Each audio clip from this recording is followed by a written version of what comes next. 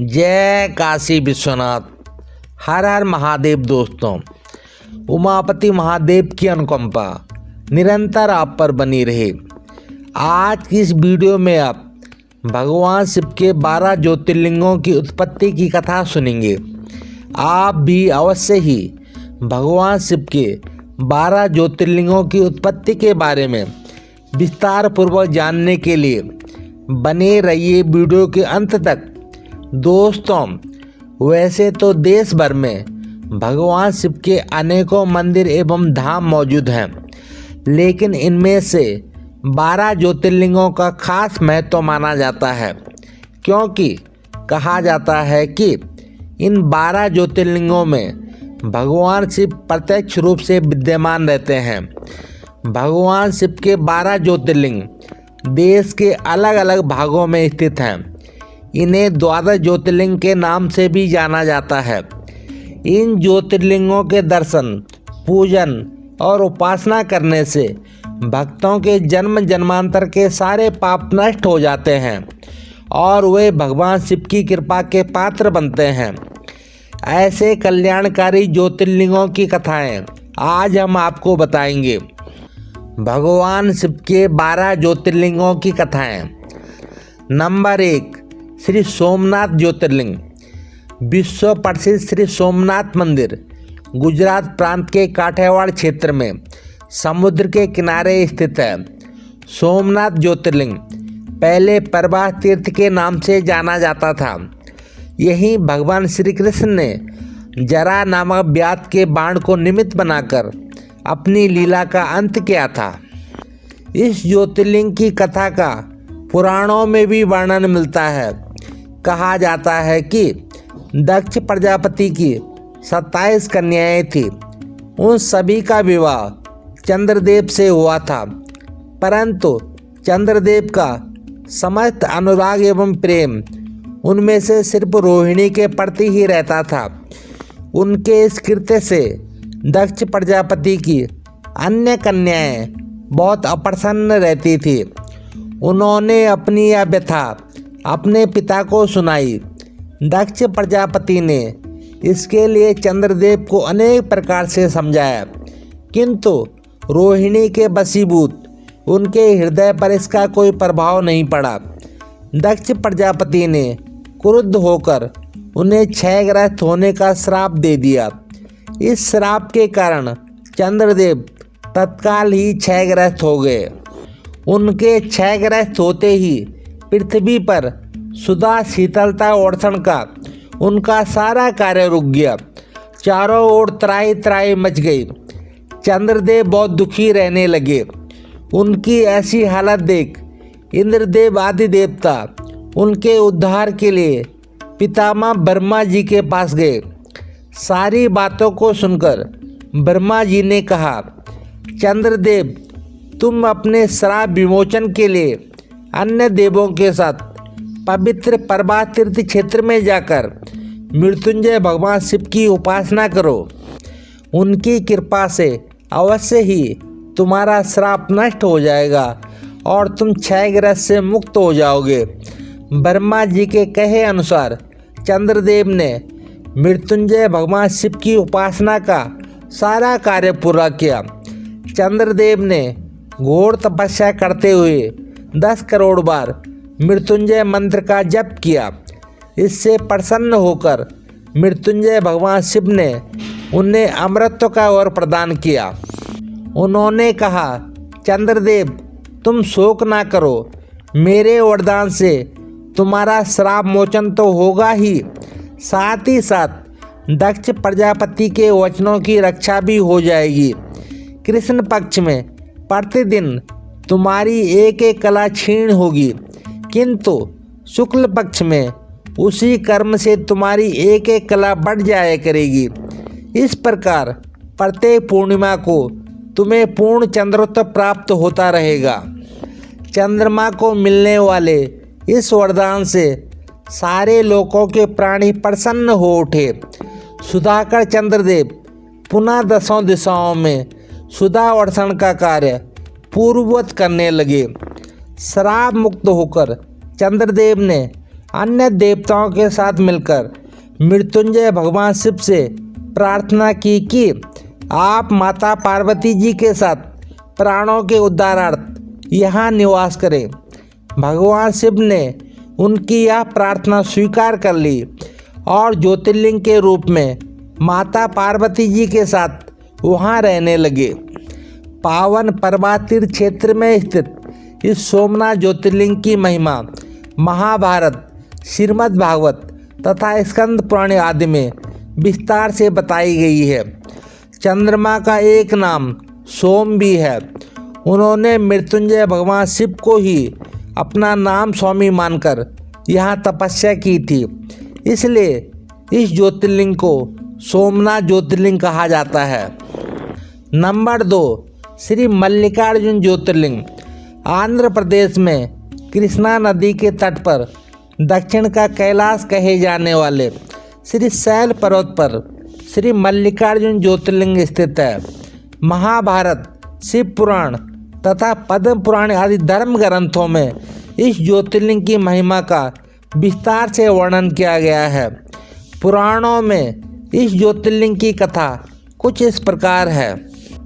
एक समय की बात है, भगवान शंकर जी के दोनों पुत्र श्री गणेश और श्री कार्तिकेय स्वामी विवाह के लिए परस्पर झगड़ने लगे।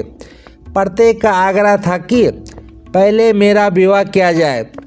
उनको लड़ते झगड़ते देख भगवान शंकर एवं माता पार्वती जी ने कहा, तुम दोनों में से जो पहले पूरी पृथ्वी का चक्कर लगाकर वापस लौट आएगा उसी का विवाह पहले किया जाएगा। माता पिता की यह बात सुनकर श्री कार्तिकेय स्वामी तो अपने वाहन मयूर पर विराजित होकर तत्काल ही पृथ्वी के चक्कर लगाने के लिए दौड़ पड़े। लेकिन गणेश जी के लिए तो यह कार्य बड़ा ही कठिन था। एक तो उनकी काया स्थूल थी, दूसरा उनका वाहन भी मूषक चूहा था। भला वे दौड़ में स्वामी कार्तिक की बराबरी किस प्रकार कर पाते। लेकिन उनकी काया जितनी स्थूल थी, बुद्धि उसके अनुपात में सूक्ष्म और तीक्ष्ण थी। उन्होंने पृथ्वी की परिक्रमा का एक सुगम उपाय खोज निकाला। सामने बैठे माता पिता का पूजन करने के पश्चात उनकी 7 बार परिक्रमा करके उन्होंने पृथ्वी के चक्कर न लगाकर माता पिता के चक्कर लगाकर कार्य पूरा कर लिया। उनका यह कार्य शास्त्रानुमोदित था। पूरी पृथ्वी का चक्कर लगाकर स्वामी कार्तिकेय जब तक लौटे तब तक श्री गणेश जी का रिद्धि और सिद्धि नाम वाली 2 कन्याओं के साथ विवाह हो चुका था तथा उन्हें शुभ और लाभ नामक 2 पुत्र भी प्राप्त हो चुके थे। यह सब देखकर स्वामी कार्तिकेय अत्यधिक रुष्ट हो गए और क्रौंच पर्वत पर चले गए। माता पार्वती एवं भगवान शिव उन्हें मनाने वहां पहुंचे। लेकिन स्वामी कार्तिकेय को जैसे यह पता चला कि उनके माता पिता यहां आने वाले हैं तो स्वामी कार्तिकेय वहां से दूसरी जगह चले गए। जिस स्थान पर माता पार्वती और भगवान शिव ने अपने पुत्र की प्रतीक्षा की थी उसे अब श्री शैलम के नाम से जाना जाता है। अपने पुत्र से परेशान होकर भगवान शिव एवं माता पार्वती ने एक ज्योतिर्लिंग का रूप धारण किया और वहीं रहने लगे। आगे जाकर यही ज्योतिर्लिंग मल्लिकार्जुन ज्योतिर्लिंग के नाम से प्रख्यात हुआ। मल्लिका का अर्थ है पार्वती और अर्जुन का अर्थ है शिव। इस मल्लिकार्जुन ज्योतिर्लिंग का दर्शन, पूजन और अर्चन करने वाले भक्तों की सभी सात्विक मनोकामनाएं पूर्ण हो जाती है और वे दैहिक, दैविक एवं भौतिक सभी प्रकार की बाधाओं से मुक्त हो जाते हैं। नंबर 3, श्री महाकालेश्वर ज्योतिर्लिंग। यह परम पवित्र ज्योतिर्लिंग मध्य प्रदेश के उज्जैन नगर में विद्यमान है। क्षिप्रा नदी के तट पर स्थित उज्जैन नगर प्राचीन काल में उज्जैनी के नाम से विख्यात था। इसे अवंतिकापुरी के नाम से भी जाना जाता था। यह भारत के परम पवित्र सप्तपुरियों में से एक है। महाभारत, शिव पुराण एवं स्कंद पुराण में महाकाल ज्योतिर्लिंग का विस्तार से वर्णन किया गया है। इस ज्योतिर्लिंग के विषय में एक कथा इस प्रकार कही जाती है। किसी समय अवंतिकापुरी में एक वेद पाठी तपोनिष्ठ अत्यंत तेजस्वी ब्राह्मण रहते थे। एक दिन दूषण नामक एक अत्याचारी असुर उनकी तपस्या में विघ्न डालने के लिए वहां आया। ब्रह्मा जी से वर प्राप्त कर वह बहुत शक्तिशाली हो गया था। उसके अत्याचार से चारों ओर त्राही त्राही मची हुई थी। ब्राह्मणों को कष्ट में देख प्राणी मात्र का कल्याण करने वाले भगवान शंकर वहां प्रकट हुए। उन्होंने एक हुंकार मात्र से उस दारुण अत्याचारी दानव को वहीं जलाकर भस्म कर दिया। ब्राह्मणों ने महादेव से यहीं विराजमान होने के लिए प्रार्थना की। ब्राह्मणों के निवेदन से प्रसन्न होकर भगवान शिव वहां महाकालेश्वर ज्योतिर्लिंग के रूप में वास करने लगे। भगवान शिव वहां हुंकार सहित प्रकट हुए थे, इसलिए उनका नाम महाकाल पड़ गया। इसलिए इस परम पवित्र ज्योतिर्लिंग को महाकालेश्वर ज्योतिर्लिंग के नाम से जाना जाता है। भगवान शिव समय यानी कि काल के अंत तक यहीं रहेंगे, इसलिए भी इसे महाकाल ज्योतिर्लिंग कहा जाता है। नंबर 4, श्री ओमकारेश्वर ज्योतिर्लिंग। यह ज्योतिर्लिंग मध्य प्रदेश के पवित्र नर्मदा नदी के तट पर ओम आकार के पर्वत पर स्थित है। इस स्थान पर नर्मदा के 2 धाराओं में विभक्त हो जाने से बीच में एक टापू सा बन गया है। इस टापू को मानधाता पर्वत या शिवपुरी कहा जाता है। नदी की एक धारा इस पर्वत के उत्तर और दूसरी धारा दक्षिण होकर बहती है। दक्षिण वाली धारा ही मुख्य धारा मानी जाती है। इसी मानधाता पर्वत पर श्री ओमकारेश्वर ज्योतिर्लिंग मंदिर स्थित है। पूर्व काल में महाराजा मानधाता ने अपनी तपस्या से भगवान शिव को प्रसन्न किया था। इसी से इस पर्वत को मानधाता पर्वत कहा जाने लगा। इस ओमकारेश्वर ज्योतिर्लिंग के 2 स्वरूप हैं। एक को ओमकारेश्वर और दूसरे को ममलेश्वर के नाम से जाना जाता है। ममलेश्वर नर्मदा के दक्षिण तट पर ओमकारेश्वर से थोड़ी दूर हटकर है। पृथक होने पर भी दोनों की गणना एक में ही की जाती है। ज्योतिर्लिंग के 2 स्वरूप होने की कथा पुराणों में इस प्रकार है। एक बार विंध्य ने पार्थिव अर्चना के साथ 6 माह तक भगवान शिव की कठिन उपासना की। उनकी उपासना से प्रसन्न होकर भगवान शिव वहाँ प्रकट हुए। भगवान शिव ने विंध्य को मनोवांछित वर प्रदान किया। विंध्याचल के इस वर प्राप्ति के अवसर पर वहाँ बहुत से ऋषि और मुनि भी आए हुए थे।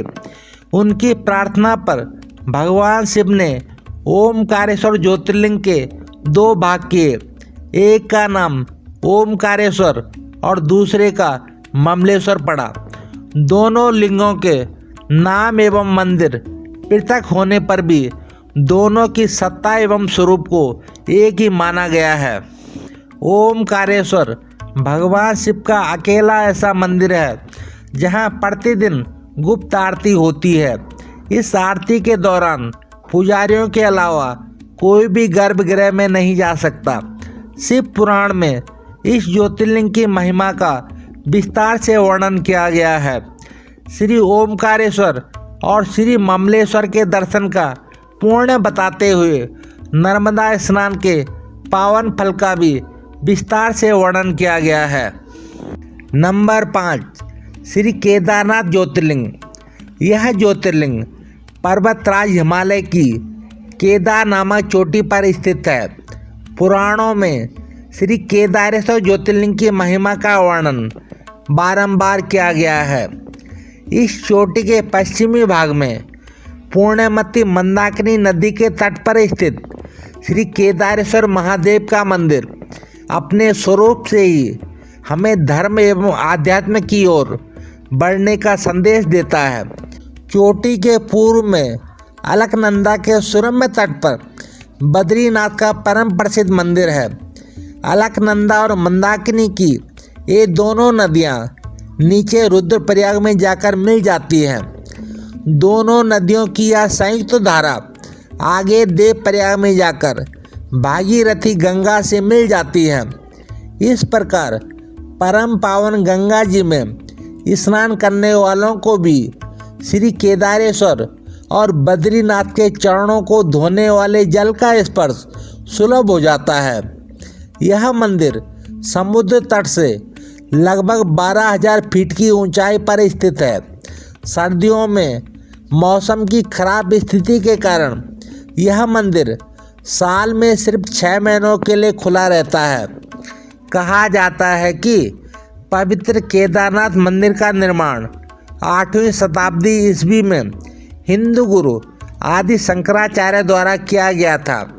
आदि गुरु शंकराचार्य ने उस स्थान का पुनर्निर्माण किया जहां माना जाता है कि महाभारत काल के दौरान पांडवों ने एक शिव मंदिर का निर्माण करवाया था। पौराणिक कथा के अनुसार कहा जाता है कि पांडव अपने कौरव भाइयों का अंत करने के बाद अपने पापों का प्रायश्चित करने के लिए भगवान शिव से माफ़ी मांगने के लिए जाना चाहते थे, लेकिन भगवान शिव उनसे मिलना नहीं चाहते थे। इसके बाद भगवान शिव गुप्तेश्वर चले गए, जहां आज केदारनाथ का ज्योतिर्लिंग स्थित है। वहां पांडवों ने एक बैल देखा जो अन्य बैलों से बहुत अनोखा था। पांडवों में से भीम ने उन्हें पहचान लिया कि वह बैल कोई और नहीं, नंदी रूप में भगवान शिव ही हैं।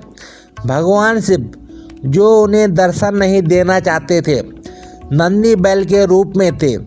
भीम ने बैल को पकड़ने की कोशिश की, लेकिन सफल नहीं हो सके। बैल ने अपने आप को जमीन में धंसा लिया। भीम ने बैल की पूंछ पकड़कर बाहर खींचने की कोशिश की, लेकिन नहीं कर सके। भगवान शिव ने अपने आप को जमीन में और अंदर धंसा लिया और अलग अलग स्थानों में केवल कुछ हिस्सों में ही प्रकट हुए।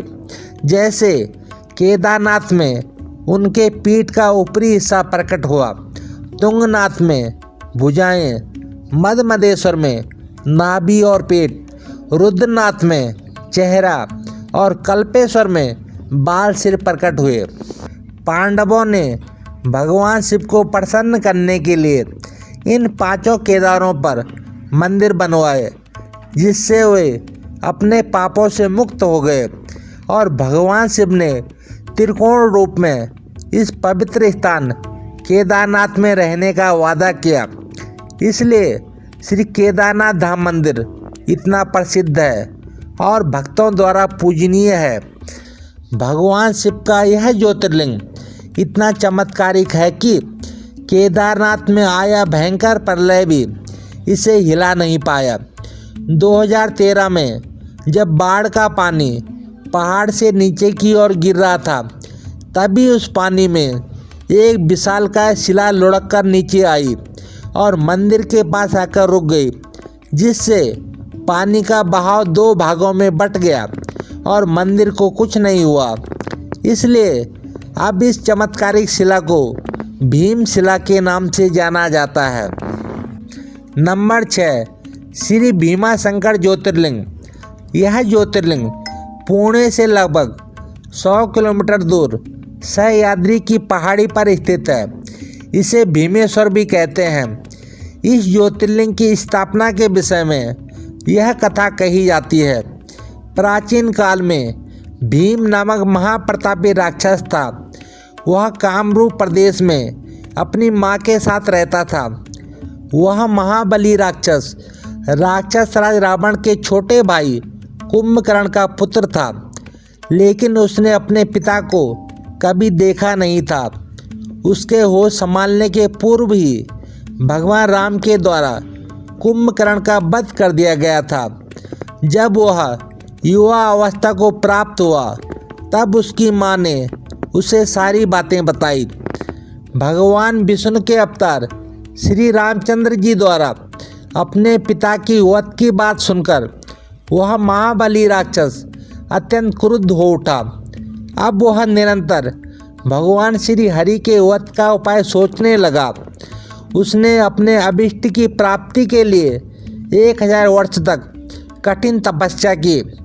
उसकी तपस्या से प्रसन्न होकर ब्रह्मा जी ने उसे लोक विजय होने का वर दे दिया। अब तो वह राक्षस ब्रह्मा जी के वर के प्रभाव से सारे प्राणियों को पीड़ित करने लगा। उसने देवलोक पर आक्रमण करके इंद्र आदि देवताओं को वहां से बाहर निकाल दिया। पूरे देवलोक पर अब भीम का अधिकार हो गया। उसने कामरूप प्रदेश के परम सेवक राजा सुदक्षिण पर आक्रमण करके उन्हें मंत्रियों अनुचरों सहित बंदी बना लिया। इस प्रकार धीरे धीरे उसने सारे लोकों पर अपना अधिकार जमा लिया। उसके अत्याचार से वेदों, पुराणों और शास्त्रों का सर्वत्र एकदम लोप हो गया। वह किसी को कोई भी धार्मिक कृत्य नहीं करने देता था। इस प्रकार यज्ञ, दान, तप आदि के सारे पुण्य कार्य एकदम रुक गए। भीम के अत्याचार की भीषणता से घबराकर ऋषि मुनि और देवतागण भगवान शिव की शरण में गए और उनसे अपना एवं अन्य प्राणियों का दुख कहा। उनकी प्रार्थना सुनकर भगवान शिव ने कहा, मैं शीघ्र ही उस अत्याचारी राक्षस का संहार करूंगा। उसने मेरे प्रिय भक्त कामरूप नरेश को भी बंदी बना लिया है। कामरूप नरेश अपने सामने पार्थिव शिवलिंग रखकर अर्चना कर रहे थे। उन्हें ऐसा करते देख क्रोध उन्मत्त होकर राक्षस राज भीम ने अपनी तलवार से उस पार्थिव शिवलिंग पर प्रहार किया, लेकिन उसकी तलवार का स्पर्श उस लिंग से हो भी नहीं पाया था कि उसके भीतर से साक्षात भगवान शिव प्रकट हो गए। उन्होंने अपने हुंकार मात्र से उस राक्षस को वहीं जलाकर भस्म कर दिया। भगवान शिव का यह अद्भुत कृत्य देख सारे ऋषि मुनि और देवगण वहां एक होकर उनकी स्तुति करने लगे। सबने भगवान शिव से प्रार्थना की कि आप लोक कल्याण के लिए अब सदा के लिए यहीं निवास करें। यह क्षेत्र शास्त्रों में अपवित्र बताया गया है। आपके निवास से यह परम पवित्र पूर्ण क्षेत्र बन जाएगा। भगवान शिव ने सबकी यह प्रार्थना स्वीकार कर ली और ज्योतिर्लिंग के रूप में वहां सदा के लिए निवास करने लगे। उनका यह ज्योतिर्लिंग भीमेश्वर के नाम से विख्यात हुआ। नंबर 7, श्री काशी विश्वनाथ ज्योतिर्लिंग। काशी विश्वनाथ मंदिर उत्तर प्रदेश के वाराणसी शहर में पवित्र गंगा नदी के तट पर स्थित है। वाराणसी शहर भारत के सबसे लंबे समय तक रहने वाले शहरों में से एक है, जिसे बनारस या काशी के नाम से भी जाना जाता है, और ये भारत के सबसे पवित्र शहरों में से एक है और कई महत्वपूर्ण हिंदू मंदिरों का घर है। वाराणसी को एक ऐसी जगह के रूप में भी जाना जाता है जहां आयुर्वेद और योग परंपरा के निर्माता पतंजलि रहते थे और शिक्षा देते थे। यह एक महत्वपूर्ण बौद्ध शहर भी है, क्योंकि कहा जाता है कि बुद्ध ने अपना पहला उपदेश यहीं दिया था। इस पवित्र शहर में गंगा नदी के किनारे कई घाट हैं, लेकिन सबसे बढ़कर यह भगवान शिव का शहर है। कहा जाता है कि भगवान शिव जिसे चाहेंगे वही लोग यहाँ आ सकेंगे। यह शहर मोक्ष प्राप्त करने एवं जन्म और मृत्यु के चक्र से मुक्त होने के लिए सबसे महत्वपूर्ण तीर्थ स्थलों में से एक है। ऐसा माना जाता है कि काशी विश्वनाथ पहला ज्योतिर्लिंग है जो पृथ्वी को चीरकर आकाश तक चमका था। इस मंदिर में ज्योतिर्लिंग के साथ शक्तिपीठ भी है। इस मंदिर में शिव को विश्वेश्वर के नाम से भी जाना जाता है। विश्वेश्वर अर्थात ब्रह्मांड का शासक। इस ज्योतिर्लिंग की उत्पत्ति के बारे में पुराणों में एक कथा का उल्लेख मिलता है। एक बार सृष्टि के रचयिता ब्रह्मा जी और सृष्टि के पालनकर्ता भगवान विष्णु के बीच अपनी सर्वोच्चता को लेकर बहस हो गई और बहस इतनी बढ़ गई कि युद्ध की तैयारी होने लगी। उनकी परीक्षा लेने के लिए भगवान शिव प्रकाश की एक विशाल अंतहीन ज्योति स्तंभ के रूप में प्रकट हुए, यह निर्धारित करने के लिए कि कौन अधिक शक्तिशाली है, और कहा कि जो भी इस ज्योति स्तंभ का अंत ढूंढने में सफल होगा वही सर्वोच्च कहलाएगा। भगवान विष्णु उस ज्योति स्तंभ का अंत ढूंढने के लिए नीचे पाताल लोक की ओर गए और ब्रह्मा जी ज्योति स्तंभ का अंत ढूंढने के लिए ऊपर आकाश की ओर गए। लंबे समय तक स्तंभ के अंत की खोज करने के बाद ब्रह्मा जी ने अहंकार के कारण झूठ बोला और कहा कि उन्हें ज्योति स्तंभ का अंत मिल गया है और साक्षी के रूप में कौतकी का फूल दिखाया, जबकि भगवान विष्णु ने ईमानदारी से कहा कि उन्हें इसका अंत नहीं मिल सका और उन्होंने अपनी हार स्वीकार कर ली। तब भगवान शिव ने क्रुद्ध होकर भैरव का रूप धारण किया और ब्रह्मा जी के पांचों सिर को काट दिया और उन्हें श्राप दिया कि उनकी पूजा नहीं की जाएगी, और भगवान विष्णु को वरदान दिया कि उनको शिव के समान ही हर मंदिर में पूजा जाएगा। कहते हैं कि धरती के जिस स्थान पर यह ज्योति स्तंभ गिरा था वह जगह आगे जाकर काशी विश्वनाथ कहलाई। नंबर 8, त्र्यंबकेश्वर ज्योतिर्लिंग। त्र्यंबकेश्वर ज्योतिर्लिंग जो ब्रह्मगिरी नामक पर्वत पर स्थित है, ये वही जगह है जहाँ से गोदावरी नदी शुरू होती है। इस ज्योतिर्लिंग की सबसे बड़ी खासियत यह है कि यहाँ पर 3 छोटे छोटे लिंग मौजूद हैं, जिन्हें ब्रह्मा, विष्णु और शिव जी का प्रतीक माना जाता है। पौराणिक कथाओं के अनुसार कहा जाता है कि भगवान ब्रह्मदेव ने भगवान शिव को प्रसन्न करने के लिए ब्रह्मगिरी पर्वत पर तपस्या की थी। तभी से इस पर्वत को ब्रह्मगिरी पर्वत के नाम से जाना जाता है। कहते हैं कि इस ब्रह्मगिरी पर्वत के बीच आश्रम हुआ करता था, जहाँ महान ऋषि गौतम रहते थे।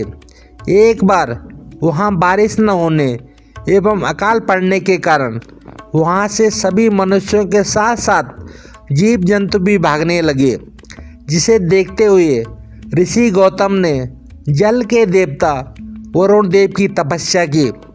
उनकी तपस्या से प्रसन्न होकर वरुण देव ने उन्हें ऐसा कुंड भेंट किया जिसमें कभी न खत्म होने वाला जल था।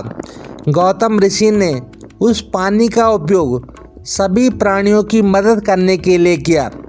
ऋषि गौतम को लोगों का अधिक प्यार एवं स्नेह मिला, जिससे ऋषि गौतम को अधिक पुण्य प्राप्त हुआ। इससे आश्रम के दूसरे ऋषियों को जलन होने लगी। उन्होंने गौतम ऋषि को नीचा दिखाने के लिए भगवान गणेश जी की तपस्या की। जैसे ही भगवान गणेश जी प्रकट हुए तो सभी ऋषियों ने उनसे गौतम ऋषि को नीचा दिखाने का आग्रह किया। इस पर गणेश जी ने उन्हें समझाने की कोशिश की, लेकिन जब सारे ऋषि नहीं माने तब गणेश जी ने मजबूरन एक कमज़ोर गाय का रूप धारण किया और ऋषि के आश्रम में पहुँचे।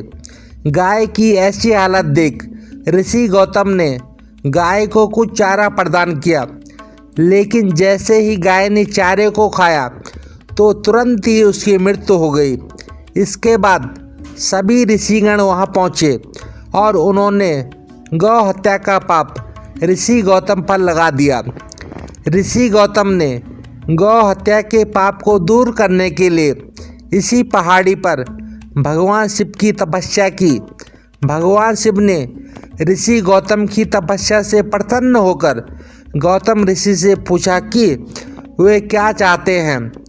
गौतम ऋषि गौ हत्या के पाप को दूर करने के लिए माँ गंगा के जल में स्नान करना चाहते थे। भगवान शिव ने गौतम ऋषि की इच्छा स्वीकार कर ली और गंगा माता का जल ब्रह्मगिरी पर्वत पर भेज दिया, लेकिन गंगा नदी वहाँ से बार बार गायब हो जाती थी, क्योंकि गंगा मैया वहाँ अकेले नहीं जाना चाहती थी। इसलिए गंगा माता ने भगवान शिव से साथ रहने के लिए प्रार्थना की। भगवान शिव ने गंगा माता के अनुरोध को स्वीकार कर लिया और ज्योतिर्लिंग त्र्यंबकेश्वर के रूप में भूमि से प्रकट हुए, जिसे आज त्र्यंबकेश्वर ज्योतिर्लिंग के रूप में जाना जाता है। नंबर 9, श्री बैद्यनाथ ज्योतिर्लिंग। बैद्यनाथ ज्योतिर्लिंग झारखंड राज्य के देवघर में स्थित है। इस ज्योतिर्लिंग को सिद्धपीठ भी कहा गया है, जहां पर भक्तों की मुराद जल्दी पूरी होती है। पौराणिक कथाओं के अनुसार कहा जाता है कि लंकापति रावण भगवान शिव को प्रसन्न करने के लिए हिमालय क्षेत्र में तपस्या कर रहा था। उसने अपने 9 सिर शिव जी को अर्पित कर दिए थे। जैसे ही वो अपने 10वें सिर का बलिदान देने वाला था, तभी भगवान शिव उनके सामने प्रकट हुए। उनसे पूछा कि वे क्या चाहते हैं। रावण ने कामना ज्योतिर्लिंग को लंकादीप ले जाने के लिए कहा और भगवान शिव को कैलाश से लंकादीप ले जाने की इच्छा व्यक्त की।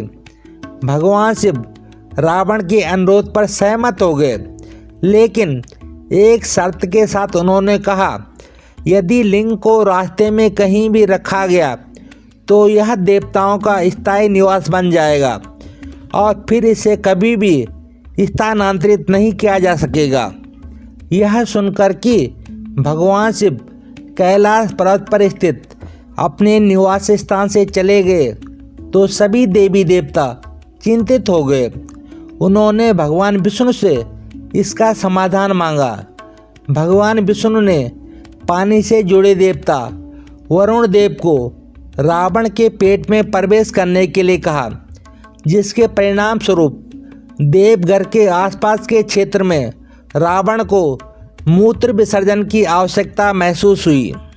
कथा के अनुसार कहा जाता है कि भगवान विष्णु ने एक चरवाहे का रूप लिया। जब रावण मूत्र विसर्जन के लिए गया तो उसने इस ग्वाले को वह कामना लिंग दिया। वरुण देव की उपस्थिति के कारण रावण को अपने आप को राहत देने में काफ़ी समय लग गया। काफ़ी देर तक रावण की प्रतीक्षा करने पर चरवाहा क्रोधित हो गया और उसने लिंग को जमीन पर रख दिया और वहां से चला गया। वापस लौटने पर रावण ने लिंग को उठाने का प्रयास किया, लेकिन अपने प्रयास में असफल रहा। यह जानकर परेशान हो गया कि यह भगवान विष्णु का काम था और जाने से पहले रावण ने लिंग पर अपना अंगूठा दबाया, जिससे लिंग आंशिक रूप से क्षतिग्रस्त हो गया। तब शिवलिंग की ब्रह्मा विष्णु एवं अन्य देवताओं द्वारा पूजा की गई और उन्होंने बैद्यनाथ मंदिर का निर्माण करवाया। तब से भगवान शिव कामना ज्योतिर्लिंग के अवतार के रूप में देवघर में निवास करने लगे। नंबर 10, श्री नागेश्वर ज्योतिर्लिंग। नागेश्वर ज्योतिर्लिंग औंधा नागानाथ महाराष्ट्र में स्थित है। नागेश्वर ज्योतिर्लिंग के बारे में पुराणों में सिर्फ एक कथा दारुका नामक राक्षस के बारे में बताई जाती है, जिसने सुप्रियो नामक एक शिव भक्त पर हमला किया और उसे अपने शहर दारुका वन में अन्य लोगों के साथ कैद कर लिया, जो समुद्र के नीचे एक शहर था जिसमें समुद्री सांप एवं राक्षस रहते थे। सुप्रियो के कहने पर सभी कैदियों ने भगवान शिव के पवित्र मंत्र का जाप करना शुरू कर दिया, जिसके तुरंत बाद शिवजी प्रकट हुए और सभी राक्षसों का अंत कर दिया। उसके बाद सुप्रियो ने उस लिंग की विधिवत पूजा की और भगवान शिव से इस स्थान पर रहने का आग्रह किया। सुप्रियो के आग्रह पर भगवान शिव उस लिंग में वास करने लगे जो आगे चलकर नागेश्वर ज्योतिर्लिंग के नाम से प्रसिद्ध हुआ। नंबर 11, श्री रामेश्वर ज्योतिर्लिंग। रामेश्वर ज्योतिर्लिंग तमिलनाडु के रामनाथपुरम जिले में एक शहर रामेश्वरम में स्थित है। यहाँ समुद्र के ऊपर पम्बन पुल के माध्यम से पहुँचा जा सकता है। इस ज्योतिर्लिंग को विश्व के सबसे पुराने ज्योतिर्लिंग में से एक माना जाता है। बताया जाता है कि यह ज्योतिर्लिंग रामायण काल के समय जितना पुराना है, जिसे भगवान श्री राम ने रावण को मारने के बाद ब्रह्म हत्या के पाप से मुक्ति के लिए भगवान शिव की पूजा करने के लिए स्थापित किया था। केवल यही नहीं, बल्कि यह भी कहा जाता है कि आज के समय जो रामेश्वरम मंदिर में पानी के 24 कुंड हैं, भगवान श्री राम ने अपनी वानर सेना की प्यास बुझाने के लिए अपने तीर से बनवाए थे। इस मंदिर के गलियारे को विश्व का सबसे बड़ा गलियारा कहा जाता है, जो कि 1212 स्तंभ पर टिका है। कहते हैं कि श्री राम ने श्रीलंका में राक्षस राज रावण, जो एक ब्राह्मण था, उसके खिलाफ की गई हत्या के पाप से मुक्ति के लिए यहाँ भगवान शिव से प्रार्थना की थी। पुराणों के अनुसार श्री राम ने अपनी पत्नी सीता और अपने भाई लक्ष्मण के साथ यहाँ शिवलिंग स्थापित किया और पूजा की। रावण को मारते समय श्री राम पर ब्रह्म हत्या का पाप लगा। भगवान शिव की पूजा करने के लिए श्री राम ने हनुमान जी, जो स्वयं शिव जी के अवतार थे, उन्हें हिमालय से ज्योतिर्लिंग लाने का निर्देश दिया, लेकिन ज्योतिर्लिंग को लाने में अधिक समय लगा। इसलिए माता सीता ने पास के समुद्र तट से रेत का एक शिवलिंग बनाया, जिसे आज भी गर्भगृह में स्थापित माना जाता है। यह विवरण वाल्मीकि द्वारा लिखित मूल रामायण में अच्छी तरह समर्थित है, जहाँ ये युद्धकांड में लिखा गया है। नंबर 12, श्री गृष्णेश्वर ज्योतिर्लिंग। गृष्णेश्वर ज्योतिर्लिंग महाराष्ट्र के औरंगाबाद से 30 किलोमीटर दूर भरेल गांव में स्थित है। यह गांव न केवल गृष्णेश्वर ज्योतिर्लिंग के लिए जाना जाता है, बल्कि इस जगह पर विश्व प्रसिद्ध एलोरा गुफाएं भी देखने को मिलती हैं। गृष्णेश्वर शब्द का अत्यधिक महत्व है, क्योंकि इसका अर्थ है करुणा का भगवान। मंदिर को विभिन्न नामों से जाना जाता है, जैसे कि उष्मेश्वर, घुष्मेश्वर, घुष्णेश्वर, गृष्णेश्वर आदि। इस ज्योतिर्लिंग की उत्पत्ति की कथा कुछ इस प्रकार है। कहा जाता है कि शिवालय गांव में सुधर्मा नामक एक ब्राह्मण था, जो अपनी पत्नी सुदैया के साथ देवगिरी पहाड़ों में रहते थे। ये दंपति निसंतान थे, इसलिए सुदैया ने अपनी बहन घुष्मा का विवाह अपने पति से करा दिया। अपनी बहन की सलाह पर घुष्मा प्रतिदिन 101 लिंग बनाती और उनकी पूजा करती और पास की झील में विसर्जित कर देती। आखिरकार उसे एक बच्चे का आशीर्वाद मिला। समय के साथ सुदैया को अपनी बहन घुष्मा से ईर्ष्या होने लगी और उसने घुष्मा के पुत्र की हत्या कर दी और उसे उसी झील में फेंक दिया जहां उसकी बहन लिंग को विसर्जित करने जाती थी। हालांकि घुष्मा की बहन ने उसे बताया कि उसने उसके पुत्र की हत्या कर दी। घुष्मा ने भगवान शिव की दया पर पूर्ण विश्वास करते हुए अपने दैनिक अनुष्ठान जारी रखे और अपने विश्वास के उपरांत जब वह लिंग को विसर्जित करने गई तो उसने अपने बेटे को अपनी ओर आते हुए देखा। भगवान शिव उसके सामने प्रकट हो गए और उसे उसकी बहन के घृणित कार्य के बारे में बताया। घुष्मा ने भगवान शिव से अपनी बहन को क्षमा करने का अनुरोध किया। प्रसन्न होकर भगवान शिव ने उन्हें वरदान दिया। घुष्मा ने भगवान शिव से यहीं रुकने का आग्रह किया। भगवान शिव ने उनकी यह प्रार्थना स्वीकार कर ली और ज्योतिर्लिंग के रूप में वहाँ रहने लगे। आगे जाकर यही ज्योतिर्लिंग गृष्णेश्वर ज्योतिर्लिंग के नाम से विख्यात हुआ। दोस्तों, यह थी भगवान शिव के 12 ज्योतिर्लिंगों की उत्पत्ति की कथा। जानकारी अच्छी लगे तो अनुग्रहपूर्वक चैनल को लाइक शेयर सब्सक्राइब भी अवश्य करें और कमेंट सेक्शन में अपनी राय भी अवश्य दें। अंत तक बने रहने के लिए धन्यवाद। आपका दिन शुभ एवं मंगलमय हो। महादेव की अनुकंपा निरंतर आप पर बनी रहे। ओम श्री पार्वती पतये नमः।